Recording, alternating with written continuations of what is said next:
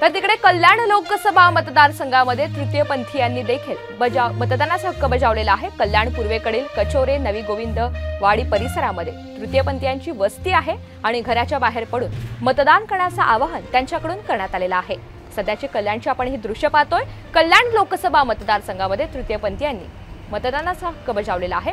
कल्याण पूर्वेकडील कचोरे नवी गोविंद वाडी परिसरामध्ये तृतीयपंथीयांची वस्ती आहे आणि त्यांनी देखील लोकांना मतदान करण्याचं आवाहन केलंय।